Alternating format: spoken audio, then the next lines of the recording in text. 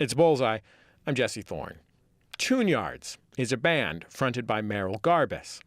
And they're a really fun band, really amazing to watch. In a classic Tune Yards song, you will find this incredibly dense collage of sounds, live percussion, and looped vocal noises, and melodies that are influenced by people like Fela Kuti or Philip Glass or ESG.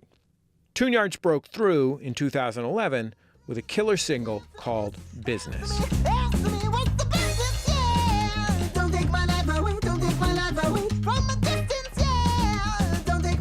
They've got their fourth record coming out a little later this month. It's called I Can Feel You Creep Into My Private Life. It's an album about growth. It's about social and environmental justice, too.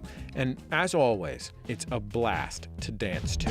I called you up because I thought you see it my way. I looked for freedom and I found it on the highway. No other option, so I'm peeling off the driveway. Sing those brand new ABCs. ABC, 1, 2, 3, ABC, 1, 2, 3, ABC, 1, 2, 3, These days, the band is based out of Oakland, but Merrill's originally from New England. When we asked her about the song that changed her life, she took us back to when she was a kid. The song was called Moliva. It's by a South African singer named Johnny Clegg. It was one of the first Afro-pop songs she ever heard, and it had a huge influence on Tune Yards' sound. And the whole thing basically happened by accident. I think the first time I heard this song, well, I know the first time was on a cassette tape that I believe was given to me because on one side it had the Indigo Girls.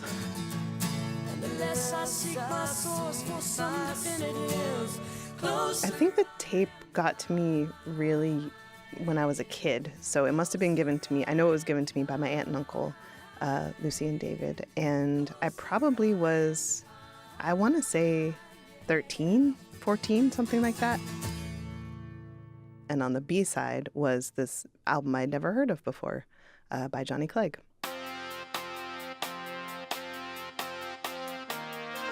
The first thing with the song is the intro, and I don't know if it's an actual accordion or if it's like a synthesized accordion because this is made in the 80s, so there's a lot that they were experimenting with in terms of new technology, but there's something just about the very intro that just feels like you're about to be bathed in sound.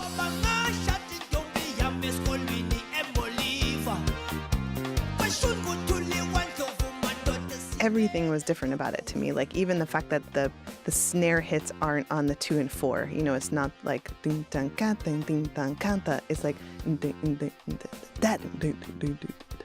It's all on the upbeats.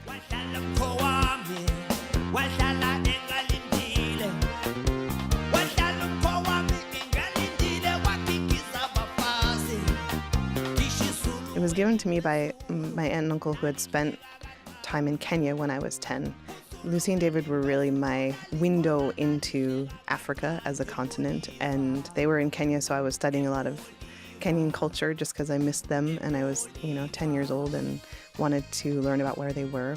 They are both in the medical profession. They always had people living in their house. When I was a kid, there was always someone who needed a place to stay. People who were refugees from Tibet or Sudan later, they really opened their family up to the resources that they had.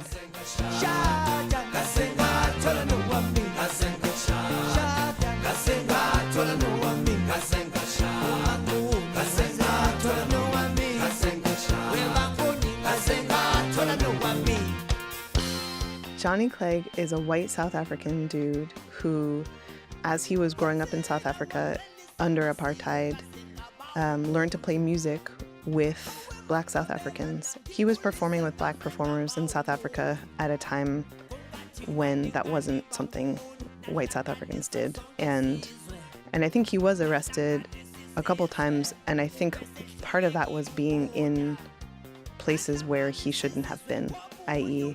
Black neighborhoods. So he was there trying to learn. I mean, he learned the language that the song is in Zulu and learning the music of Black South Africans, and that was absolutely frowned upon at that time.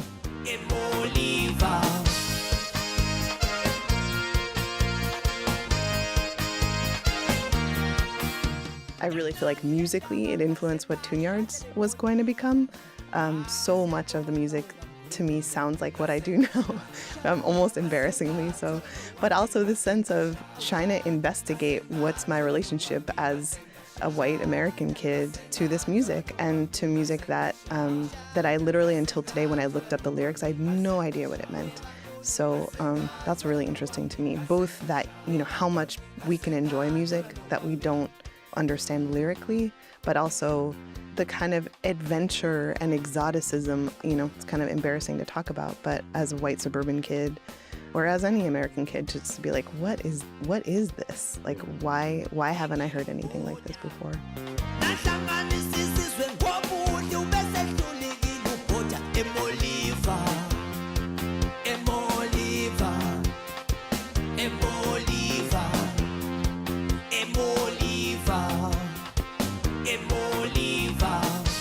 He is singing about getting married, and Moliva, I guess, is at the specific river.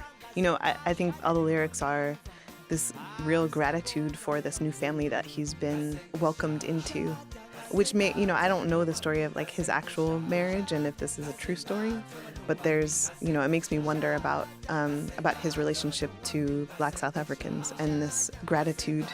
And, I think there's that kind of spoken word part in the middle that it sounds like that's just people that are now part of his family.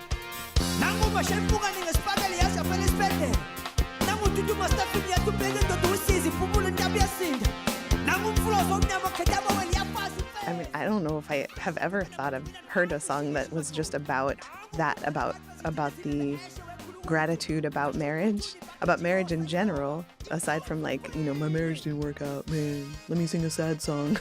That's not what this is at all. But also I think what musically what I take from this song too is that the verses are they're pretty minor. You don't know until the first chorus comes that you're about to get this like super major chord, like glorious gratitude. And I love that too, where it's like, it's actually it's complex. It's not like, oh, everything's sunny and happy, I'm getting married. It's like, it's intense. I went through this intense ritual and was wedded to this person. And, my father-in-law did this war dance, there's intense stuff in there too, which, let's be real. Marriage is intense. Feels appropriate.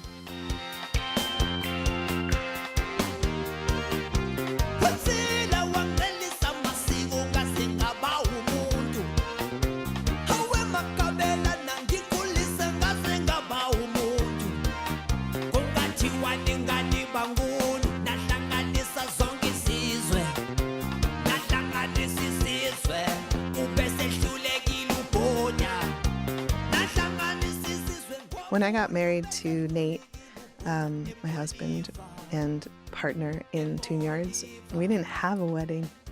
So it made me think about the lack of a wedding, actually.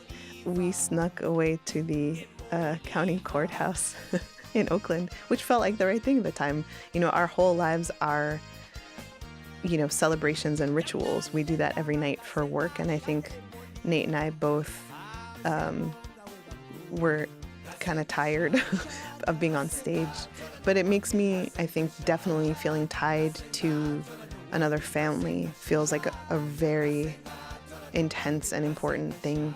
And actually, truthfully, listening to the song and reading the lyrics, I did want to have an actual wedding.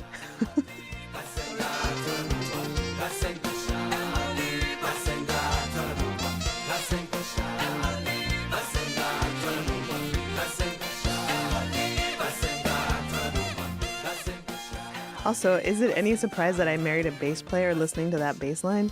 Like, that's the sickest bass line. Boom. So good.